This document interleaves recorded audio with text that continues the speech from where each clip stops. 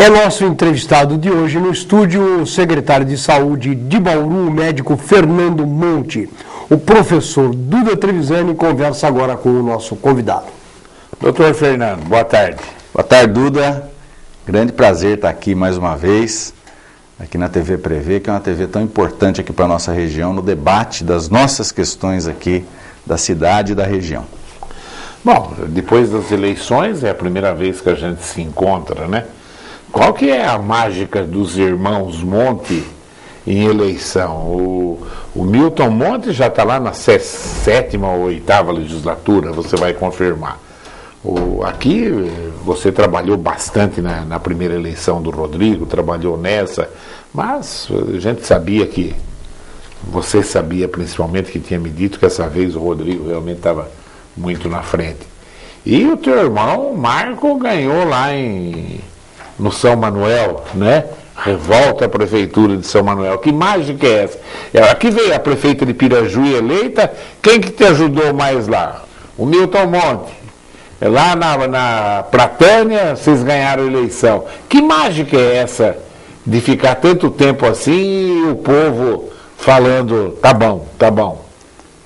Bom, Duda, eu acho assim que não tem uma mágica, né? Um segredo. Eu acho que isto reflete uma posição que a gente sempre advogou, que é uma posição de transparência e de compromisso, não é? No caso daqui de Bauru, evidentemente não dá para acreditar para a gente, né? Essa vitória expressiva do Rodrigo, nós somos mais um dos que estiveram junto com ele, né? Além dos tantos outros que estiveram junto na vitória aqui em Bauru, tem o mérito próprio do Rodrigo, claro. Né? Que não é porque eu faço parte do governo, mas eu acho que é um prefeito excepcional, né? Que trouxe um novo momento para a cidade de Bauru, então tem todo um mérito próprio do Rodrigo. Mas acho que ele também tem essa característica, enfrentar os problemas de frente, né? Não esconder nada embaixo do tapete, ter uma posição de transparência pública e ter uma posição de compromisso. O resumo disso seria o seguinte: falar a verdade, né? Falar a verdade com a população, dialogar com verdade com a sociedade. E eu penso que a trajetória do Milton, meu irmão, que é deputado, é uma trajetória que sempre teve esse compromisso. Ele retorna, esse é um comportamento, Duda, que ele faz rotineiramente, ele retorna logo após as eleições às cidades onde ele teve as votações pelo menos mais expressivas, para agradecer, e fica absolutamente à disposição destas vinculações que ele tem políticas, para ajudar as pessoas, como esteve vinculado aqui em Bauru, conseguiu recursos para o viaduto, para a conclusão do viaduto inacabado. Então, esta posição de compromisso, de função pública, né? Nós entendemos que função pública é uma função onde nós temos que dar retribuição para a sociedade, que a sociedade espera da gente. O Marcos, lá em São Manuel, o meu irmão caçula, ele já foi prefeito de São Manuel na década de 90, não é? Depois, as forças políticas de oposição a ele assumiram a prefeitura e permaneceram na prefeitura durante os últimos 12 anos, e agora é um retorno dele. Eu acho que é um retorno, há uma esperança na população da cidade de fazer um certo resgate da cidade. A cidade está numa posição bastante complicada. Então, Duda, se tem segredo, nem sei se tem segredo, mas os elementos que eu acho que são importantes nesse processo são esses. É tratar tudo com bastante transparência, bastante verdade. E não ter nenhum esqueleto escondido dentro do armário. Claro, né? E não ter esqueleto no armário. O Miltinho, ele está no 7º mandato. Você pediu até para que eu confirmasse, 7º mandato. Ele teve um mandato de prefeito municipal, naquele momento em que os mandatos foram prorrogados por 6 anos. Depois ele ficou 2 anos sem mandato, aí ele teve 2 mandatos de deputado estadual e agora ele está no 4º mandato de deputado federal. Então é o 7º mandato dele. Ele sempre brinca, né? Ele foi eleito muito jovem, prefeito, ele foi eleito com 21 anos. E ele sempre brinca que a primeira vez que ele votou na vida, ele votou nele mesmo, porque ele já estava concorrendo ao cargo de prefeito municipal, né?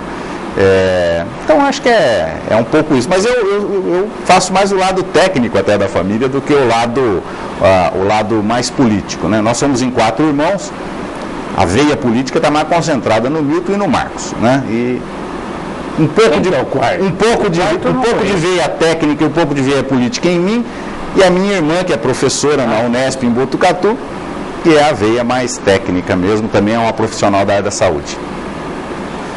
Vamos falar nessa meningite viral aí, até embora eu vi pronunciamento seu em jornal, qual a realidade, o que aconteceu até aqui e que cuidado a população tem que ter?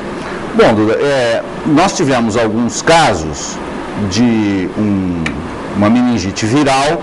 Nós não sabemos ainda exatamente qual é o vírus. Nós sabemos que é viral pelo padrão do líquor. O padrão quimiocitológico do líquor permite fazer essa classificação. E o que aconteceu foi que alguns casos se concentraram num estabelecimento de ensino, né?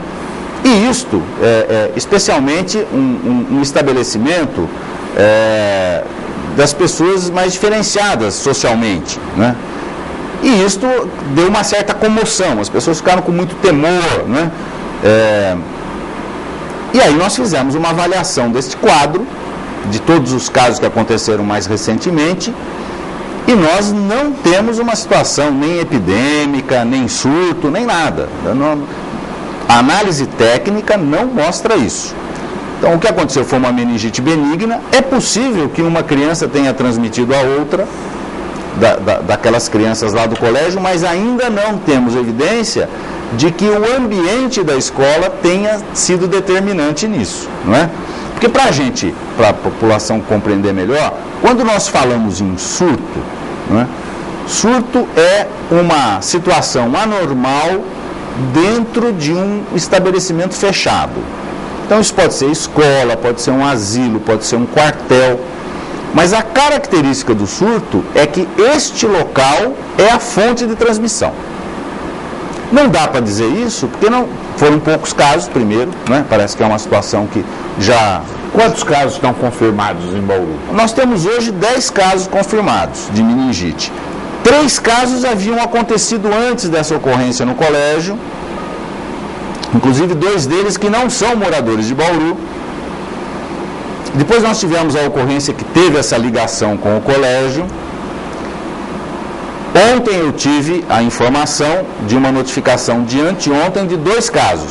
Esses 2 casos tinham, um deles, é possível que seja uma meningite bacteriana? É possível, porque é o seguinte, pelo padrão quimiocitológico do líquor é possível que seja isso, mas a criança tem uma doença de base. Então isso também pode alterar o líquor e pode ser uma viral atípica, não é? E o outro caso, pela característica do líquor, não se trata de meningite, não é? Esta ocorrência é muito menor do que em meses anteriores que nós tivemos, não é? É que como eles aconteceram com pessoas que mais ou menos relacionadas, isto deu um certo impacto. Eu até brinco, né, que o que nós tivemos, na verdade, foi um surto de medo, né, e um surto de notícia, né? Totalmente compreensível, acho que essas coisas a gente tem que entender. Meningite, no imaginário das pessoas, meningite é uma coisa muito grave, nem sempre ela é uma doença grave, né? Mas no imaginário das pessoas é muito grave. A meningite que é grave é a meningocócica. Nenhum desses casos nós... A bacteriana é mais grave. É mais grave. Viral. A bacteriana clinicamente é mais grave. E a que tem importância do ponto de vista de transmissão, de saúde pública, é a meningocócica, que é uma das formas da bacteriana. Essa sim, a gente tem que tomar medidas de prevenção e tudo mais. No que está acontecendo agora, não há essa necessidade. E é importante isso que você está perguntando, Duda, pelo seguinte.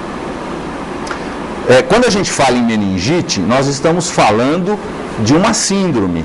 Nós não estamos falando de uma única doença. Cada agente infeccioso dá um tipo de meningite. Então, quando eles comparam, e eu vi isso ser bastante feito aqui em Bauru, você compara a quantidade de casos que nós tivemos esse ano com a quantidade de casos que nós tivemos no ano passado, embora mesmo a quantidade global esteja dentro da normalidade, não pode ser feita uma comparação global. Por quê? Porque dentro destes casos globais tem vários subtipos. Você tem que pegar cada subtipo e fazer, nós usamos uma ferramenta estatística chamada diagrama de controle. Você tem que fazer um diagrama de controle para cada tipo de meningite para ver se tem uma ocorrência irregular. E nós não tivemos nenhuma ocorrência irregular. Então, do ponto de vista, a população pode ficar tranquila, as crianças podem continuar indo à escola, não há nenhuma indicação de suspensão de aula ou de não comparecimento das crianças na escola. Por quê? Porque nós não acreditamos que a escola vai trazer riscos adicionais em relação ao risco que já existe, não é? Então não há razão para esta interrupção. O que é importante? É que as pessoas fiquem atentas se a criança tiver sintomas. O sintoma principal é febre, e aí a criança pode começar a ficar meio abatida, pode em seguida ter vômito, não é? Mas estes são quadros que podem dar em outras doenças. Aliás, nós estamos falando... Dor na nuca, numa fase, algum tempo, um dia depois, pode começar a ter dor na nuca. Então, esta seria uma situação para ser verificada com um diagnóstico médico. Aliás, Duda, uma coisa importante de dizer aqui, nós estamos fazendo esse levantamento na Secretaria. Este imaginário de um certo temor, de estar acontecendo uma situação anormal, que, como eu disse, não está acontecendo, fez com que se acabasse fazendo uma indicação, talvez maior que o necessário, de coletas de líquor. Nós estamos fazendo um levantamento para ver quanto se colheu de líquor que deu normal, né? E aí é um procedimento invasivo, né? Quer dizer, você vai enfiar uma agulha no tubo neural das pessoas para extrair o líquor de lá. E faz parte um pouco deste quadro das pessoas estarem um pouco assustadas com essa situação. Eu compreendo, porque aí o medo não tem racionalidade. Tudo que eu estou dizendo aqui é racional, né? Mas o medo não tem essa racionalidade. Eu sou pai, já tive filho doente, já tive filho acidentado. Aí, quando você está nessa condição, você não pensa com essa racionalidade. Mas, do ponto de vista dos dados técnicos, não há nenhuma razão para preocupação. Fernando, o calor chegou matando aí. Antecipou o verão até, né? Que cuidados nós temos que tomar? O que a família tem que ouvir de atenção agora com essa temperatura? Que calor, hein? Fazia décadas que não tinha, né? Muito tempo. Você sabe que essa semana aqui, que foi o auge, né, dessa temperatura elevada, eu fiquei pensando, falei, será que eu que estou ficando velho, né, e a gente não suporta mais essas variações? Porque eu não me lembro de ter pego dias tão quentes, tão ensolarados e tão abafados, né? Foi realmente uma onda de calor aí de elevado impacto. Bauru chegou a 39 graus. Pois é, quase 40 graus, né? Ontem aí. Loucura. Então foi uma temperatura realmente muito elevada, acima do que a gente está acostumado. Bom, o que é importante a gente saber em função deste quadro climático, né? A principal preocupação é em relação à desidratação, né? Isso é uma coisa especialmente importante do ponto de vista das crianças. Os adultos têm uma maior resistência à variação da temperatura do que as crianças. As crianças são mais sensíveis. Então elas podem se desidratar. Não deixar muito ao sol, pode ter fenômenos tipo insolação, esse tipo de coisa, né? Mesmo que esteja numa piscina, que as pessoas recorrem a esse tipo de recurso pela temperatura elevada, precisa tomar um certo cuidado do ponto de vista do quanto vai tomar de sol, pode ter insolação, né? E cuidar muito da hidratação. Protetor, ou usa ou não sai no sol, né? Ou não sai no sol. Ou usa ou não sai no sol. Tem que usar protetor solar. Eu não sabia, mas o câncer de pele é um dos mais comuns. Eu achava que não era. Hoje um dos mais comuns. É que, na verdade, dos cânceres de pele mais ligados ao fenômeno da insolação, né, do acúmulo, porque a luz do sol é cumulativa. Você vai acumulando ao longo da vida essa radiação que você recebeu, né? Por isso que ela predispõe ao câncer de pele, especialmente em pessoas de pele clara. As pessoas de pele clara têm que andar com protetor solar. O que acontece é que não são cânceres muito graves, que dão um alto impacto em termos de mortalidade. Em geral, os mais comuns não propiciam metástase, pelo menos a curto prazo, e acabam não implicando na mortalidade, mas do ponto de vista de frequência são muito frequentes. E isto aliado a aumento da expectativa de vida. As pessoas estão vivendo mais, né? Então tem maior impacto dessa radiação solar que recebeu, né, do que em relação a antes, que a sobrevida das pessoas era menor, né? Então, cuidados, hidratação, muito líquido, isso vale para adultos e vale para as crianças, vale para todos. Tomar muito líquido, quer dizer, manter o organismo hidratado é muito importante.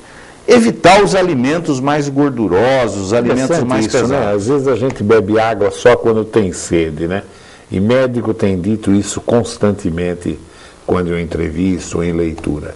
Você, dependendo da sua idade, você tem que beber água até na hora que você não tem sede, exatamente, né? Ter um frasquinho de água lá e tal, e ter o hábito de ficar tomando água. Porque, na verdade, é fácil da gente compreender isso. O nosso organismo, o nosso corpo, não é?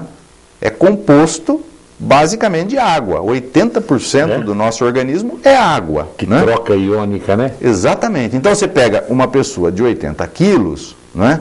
Ela tem 64, 65 quilos de água. Né? Manter isso em equilíbrio precisa tomar líquido. Quem não acredita que o cérebro provoca modificação no corpo, com tantas soluções que tem no corpo, é um idiota, né? É verdade. Você pôs no cérebro, a troca iônica leva para tudo quanto é lugar, né? Exatamente. Tá em dinâmica. O tempo todo está em... Aquilo é uma usina, né? Em funcionamento. O tempo todo, né? Então é muito importante que a pessoa tome bastante líquido. Eu sempre dou uma recomendação que é o seguinte: um bom indicador disso é a cor da urina, né? O correto para uma pessoa, o ideal para uma pessoa é ter sempre a urina bem clarinha, né? Se a urina começa a ficar escura, é porque ela está muito concentrada. Se ela está muito concentrada, é porque a pessoa está tomando líquido de menos. Você está muito concentrado. Mas que gozado. Essas pessoas têm aqueles problemas renais. Quando a urina começa a sair clara, quer dizer que o rim não está filtrando também. Sim. É uma outra situação. Não, e aí elas têm, inclusive, um volume urinário muito menor, né? Porque elas começam a parar de... Aí a urina desse pessoal sai branquinha. Porque no rim não filtra nada. Não faz mais a função dele. Não faz a função. Mas na pessoa normal, é bom ter uma urina clarinha. Interessante o que você falou. Porque muita concentração da urina, está faltando água no organismo. Eu ia perguntar da FAMESP, administrando o hospital de Base. Tem um monte de pergunta aqui, mas vou aproveitar para emendar com a pergunta de um telespectador aqui. O doutor Raul interpretou que a FAMESP, cuidando de praticamente de todos os hospitais de Bauru, mostra que o povo de Bauru... Né, eu entrevistei o Raul logo que ele ganhou como vereador aí. É incapaz, que não tinha que ser assim. Eu queria que você me desse a sua opinião sobre isso e aproveita e responde essa pergunta, que é a mesma coisa, do Luiz Carlos da Bela Vista. Ele disse que viu dizer na imprensa que a FAMESP está com um débito de 18 milhões no hospital estadual. E ele pergunta se isso não seria o repasse do SUS, que é muito baixo. Bom, em primeiro lugar, acho que essa visão do que significa a FAMESP assumindo a gestão do hospital de base. Eu vejo isto como uma coisa muito positiva, porque isto pode restabelecer o funcionamento pleno do hospital de base. Nós estamos apoiando esse tipo de alternativa, porque todos sabem o drama que nós temos vivido nos nossos pronto-socorros, e que a causa disso não está dentro do pronto-socorro, está na falta de leito hospitalar, e as pessoas vão chegando no pronto-socorro, precisa de internação, cada vez chega mais gente, né? Eu tenho me envolvido o tempo todo com essa questão, e aí não tem leito disponível para as pessoas serem internadas e tudo mais. Então, eu vejo que a solução de uma entidade assumir o hospital e retomar o funcionamento do hospital é muito positivo. Nós apoiamos isso. Agora, deveria ser a FAMESP ou deveria ser uma outra instituição? Isso é uma incapacidade da cidade, não é? Veja, a FAMESP é uma entidade que tem já uma experiência na cidade em fazer gestão de estabelecimentos de saúde. Esta é uma característica. A outra característica, Bauru por uma série de circunstâncias que talvez não caiba aqui discutir, não aprovou mecanismos que nós propusemos que pudesse assumir esse espaço da FAMESP. Por exemplo, nós tentamos fazer uma fundação intermunicipal, que talvez pudesse fazer isso, mas isso não contou com pleno apoio. Isso tem uma série de pontos de dificuldade e isso não foi viabilizado até o presente momento. Então, esta é uma dificuldade institucional da cidade em ter um organismo desse tipo. Agora, desse ponto de vista, Duda, veja, vai ser aberta um chamamento público. Quer dizer, se tiver uma outra entidade que tenha a disposição de assumir o hospital de base, pode concorrer no chamamento público, né? Isso vai estar aberto pelo governo estadual. Eu dou graças a que tenha a FAMESP disposta a assumir isso que se tornou, infelizmente, uma massa falida, não é? É difícil você ter uma instituição que tope essa empreitada, e é por essa razão que nós estamos dando toda a ajuda. E a FAMESP só está entrando porque o governador está se predispondo a ajudar também. Exatamente, exatamente. O governo fez está colocando uma alternativa, dando uma cobertura a esse processo, que ele contamine o menos possível a FAMESP de problemas, não é? Então, há um apoio do Ministério Público, tenho aqui que reconhecer, não é? O doutor Luiz Gabos, o doutor Fernando Marcelo Helene, eles têm se empenhado pessoalmente, junto com a FAMESP, têm participado da secretaria. Então, veja, há um movimento de vários organismos, de várias instituições, para que a gente retome o funcionamento desse hospital. Isso é positivo. Eu acho, francamente, professor, o seguinte: eu estou pouco interessado, eu não costumo trabalhar com esse tipo de vaidade. Se é o município que vai administrar, se é o Estado, se é aqui, se é ali. O interesse que o município tem é que o serviço tem 3 anos, tá? Por que não apareceu? 3 anos. Né? Eu também acho. Então, o interesse do município, que as coisas funcionem. O munícipe de Bauru tem que ter lugar para ser internado, especialmente quando ele está numa situação de urgência ou emergência. Plenamente. Funcionou direito, nós vamos estar junto no processo, nós inclusive reivindicamos, nós queremos regular o funcionamento das internações por uma razão simples, professor. Apresentamos isso à Secretaria Estadual. Nós definimos que o papel desse hospital é ser uma retaguarda de internação para urgência e emergência. Logo, ele tem que ser regulado a partir do serviço que recebe a urgência e emergência. Então, nós estamos, acho que, bastante entusiasmados e bastante esperançosos. E a nossa faculdade de medicina vem pelas mãos da Unesp, já está decidido. Exatamente. Então, eu acho que é o melhor caminho. Acho que teremos muitos ganhos. Muitos ganhos. Muito. E a respeito do que o Luiz Carlos perguntou, a respeito desse déficit. Inadimplência. Veja, não se refere à tabela SUS por uma razão simples, Luiz Carlos. O hospital estadual não recebe recursos com base na produção de serviços lá. Ele recebe um pacote orçamentário, um pacote de recursos do governo estadual, da Secretaria Estadual da Saúde. E até por causa da crise do hospital de base, eu ontem estive reunido com o doutor Nares, diretor executivo do Hospital Estadual. Meu ex-aluno. Seu ex-aluno. Aliás, ele já me contou de várias relações de vocês, além até dele ser meu ex-aluno, né? De todas as ajudas que ele recebeu. É o NIM, Nares. O NIM.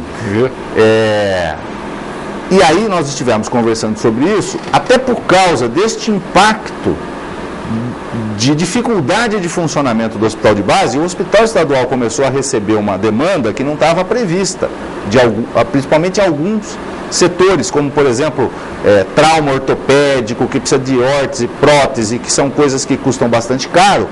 E isto fez com que o hospital esteja custando, neste momento, o hospital estadual, um pouco mais do que ele tem de recursos do governo estadual. Mas isso está sendo visto junto ao governo estadual para reequacionar o orçamento dentro do plano de metas, que serão os recursos que o hospital vai receber futuramente. Então, quando se fala porque às vezes as pessoas falam em déficit hospitalar, como se isso, inclusive, tivesse ligado a problemas ilícitos e tudo, mas não é nada disso. O hospital está com um perfil de funcionamento que faz ele ter um gasto que é um pouco maior do que o perfil de recursos que ele recebe, do que a receita que ele tem. Mas, evidentemente, isso vai ser equacionado. E eu acho que a FAMESP tem essa virtude. Como ela já está gerenciando o hospital estadual, dá para a gente fazer um complexo hospitalar, não só o estadual, a maternidade, o Hospital Manuel de Abreu, dá para a gente fazer um complexo hospitalar que funcione mais redondo na cidade de Bauru, que eu acho que é o que a cidade merece, é o que o cidadão bauruense espera que a gente faça na área da saúde. O Davi da Vila Industrial, ele quer saber a tua opinião. Doutor Fernando, o que você acha? 3 médicos na Câmara Municipal, isso é bom para a saúde de Bauru? Eu acho que é muito bom. Tem o Dr. Paulo Eduardo, já estava na Câmara e deu grandes contribuições para a área da saúde. Por exemplo, o Dr. Paulo Eduardo fez um projeto de lei e nós aplicamos esse projeto de lei. Todos os médicos que trabalham na urgência e emergência têm que fazer cursos específicos para suporte avançado de vida.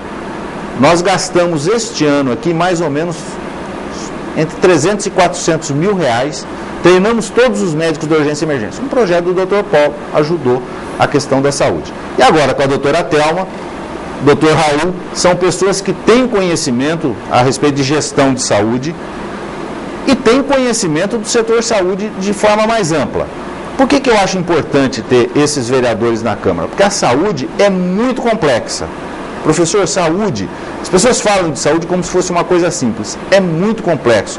Nós prestamos uma variedade muito grande de serviços. Esses serviços têm complexidades diferentes, feitos em estabelecimentos diferentes, com especificidades. Então, veja, não é a mesma coisa que vender parafuso. Prestar serviço de saúde é muito difícil e muito complexo. Nós vamos ter lá 3 elementos que são pessoas que vêm dessa área e conhecem essa complexidade. Quer dizer, vão poder tanto ter uma compreensão para ajudar o Poder Executivo, como vão poder fazer um papel didático junto aos outros vereadores, explicando essas características que o setor saúde tem e que nem sempre são bem compreendidas. Interessante essa pergunta que eu vou fazer. Estou escolhendo perguntas, que é um monte de perguntas, Fernando. A Denise Pereira, ela quer saber, doutor Fernando, devemos vacinar as nossas crianças contra a meningite em clínicas particulares? Olha, essa é uma pergunta muito importante, Denise, e eu quero fazer um esclarecimento aqui o mais completo possível. Veja, do ponto de vista de risco epidemiológico, ou seja, o que é risco epidemiológico? É risco para todas as crianças. Não existe nesse momento indicação de vacinação. Se houvesse indicação de vacinação, a Secretaria da Saúde estaria providenciando vacina para as crianças da cidade de Bauru. Então, não existe indicação para todas as crianças que tenham que tomar a vacina. Então, isso do ponto de vista coletivo. Do ponto de vista individual, é uma decisão individual. Se aquela mãe falar assim, olha, eu vou me sentir mais segura vacinando o meu filho, as vacinas hoje são muito seguras, tem pouca contraindicação, um alto grau de proteção, mas não tem indicação de vacinar todo mundo. Agora, eu não contra-recomendo quem queira ter a opção individual de vacinação. É mais uma vacina. É importante explicar isso, porque quando as vacinas entram ou não no calendário, pelo risco que as crianças têm em adquirir a doença. Não existe risco de meningite suficiente para a gente recomendar vacinação para todo mundo. Por isso que ela não está no calendário, senão as crianças estariam sendo vacinadas. Agora, outra coisa é querer ser protegida contra esta ou outras doenças. Existem outras doenças que estão fora do calendário que têm vacina. Aí é uma decisão individual de cada um. Eu me lembro a primeira vez, em 1950, eu estava no primeiro ano do primário e todas as crianças colocavam um colar com cânfora no pescoço, entendeu? Por causa da meningite. Deu uma epidemia, eu me lembro que morreu muita gente, entendeu? Então, além da vacina, da coisa... Porque se tinha uma ideia que aquele cheiro que a cânfora emanava, mantinha os germes à distância. E é verdadeiro? Não é verdadeiro, não é verdadeiro. Porque a cânfora é um álcool sólido. Exatamente, mas ele não... Mas o álcool não é não faz o papel de asepsia. Mas acontece o seguinte, professor, como é que transmite, né? Transmite dentro de uma gotícula de saliva, Claro. a bactéria. Esse trânsito de uma pessoa para outra é numa velocidade altíssima. Quer dizer, esse tempo que ela passa no ar, que ela teria contato com álcool volátil, é insuficiente para que tenha qualquer efeito na bactéria. Mas existe essa tradição mesmo de usar a cânfora e tal, mas não existe nenhuma comprovação científica que isso funcione. Não há comprovação. E esse tempo que o senhor está dizendo, é importante dizer isso. As epidemias de meningite eram cíclicas. Não é? Era. A cada intervalo de tempo, mais ou menos a cada 30 anos, você tinha a eclosão de uma epidemia, porque não tinha vacina, não tinha forma de prevenção. As vacinas vieram alterar muito isso. No primeiro ano de fundação do Prevê, que foi em 1973, nós perdemos a aluna mais brilhante nossa do segundo colegial, Maria Tereza de Sena Mello. O nome da nossa biblioteca tem o nome dela até hoje. Por meningite. Aí o senhor está falando essa epidemia que aconteceu em 73, 74, esse foi um fenômeno dramático na história da saúde pública brasileira. 74. Foi um fenômeno dramático na história da saúde pública brasileira, porque a gente estava em plena ditadura militar. E essa foi uma epidemia de meningite meningocócica. Teve uma explosão de casos no estado de São Paulo. Eu me lembro. Ela não foi divulgada, a ditadura militar proibiu a divulgação na imprensa da meningite. Um pouco do imaginário das pessoas às vezes acharem, será que estão falando a verdade ou não? Vem desse período, né? Porque realmente esta epidemia foi escondida. E quando se fez a vacinação, aí fez vacinação em massa, o senhor há de se lembrar, aquela vacinação com revólver de vacina que hoje não usa mais. E a pessoa ficava numa fila e ia tomando, eram várias doses que se colocava dentro de um injetor, né, que é uma forma de revólver. Quando se fez a vacinação, na verdade a epidemia já estava acabando, então a vacinação não teve nenhuma eficácia no fim da epidemia. Essa foi é um fato famoso na saúde pública brasileira, a epidemia de meningite de 74. Um montão de perguntas aqui, infelizmente. Vamos lá ver se eu sou mais rápido. Mas é que eu dei mais tempo, porque realmente eram assuntos importantes para a população, né? As doenças de verão, a meningite, entendeu, né? Mas tem gente, olha o Roque aqui, ó, o Roque, Pedro Valentim, tem mais vereadores mandando. O Roque, ele fala da reforma e ampliação da UBS da Nova Esperança. Como foi aprovado na Lua 2002, a reforma e ampliação da unidade. Pergunta ao secretário, já tem projeto para esta obra que é necessária em virtude do aumento significativo da população na região? Naquele setor lá, eu queria dizer aqui, eu tenho um reconhecimento que este é um setor, aquele setor da Nova Esperança, aquela área da cidade, onde a Secretaria da Saúde está devendo várias intervenções. A primeira intervenção que nós queremos produzir lá é a reforma do núcleo de saúde que nós temos lá, bastante pequeno, acanhado, com vários problemas. O projeto está sendo realizado para esta reforma e a gente programou usar uma emenda parlamentar, do deputado Berzoini, para fazer esta reforma. E temos já no plano para o próximo ano de, no Bauru 16, construir uma unidade de saúde da família. Então é o que está projetado para essa região no período aí de mais curto prazo. Infelizmente já estamos com quase 50 minutos de programa, Fernando. Que tem pergunta até da Majô, que saudades da Majô. Majô, se você tivesse sido candidata, eu teria votado em você, sem brincadeira. Eu podia até não votar, não, eu arrumava um voto para compensar o meu, porque eu acabei votando no Faria Neto, que eu que ensinei ele a jogar futebol de criança. Truco. E ele não conseguiu aprender. Então eu tenho remorso que eu fui um mau professor para ele, votei para pagar reparação. A reparação. Um voto de reparação. Fernando, mais alguma coisa? Queria primeiro mandar um abraço para a Majô. Nós estivemos muito junto com a Majô, nós fizemos uma coligação. E boa pergunta dela do aqui. PR com o PCdoB, nós estivemos muito juntos e tal. Sou um grande amigo da Majô e tenho uma grande admiração por ela. E de resto agradecer, professor, esse espaço. Acho que é um espaço importante para a gente esclarecer dúvidas da população e dizer que a gente continua no empenho para a gente melhorar esse sistema de saúde que nós temos aqui na cidade de Bauru. É isso que o cidadão de Bauru merece e é isso que a gente pretende fazer. Quando eu fui na Rússia, eu trouxe da Rússia uns broches do Partido Comunista para Majô, viu? Eu quero ainda ver você com esse broche para ver que você continua comunista ou se você roeu a corda, você deve ter jogado o meu broche fora. Certeza que ela está com o broche. Professor, obrigado pela presença, viu?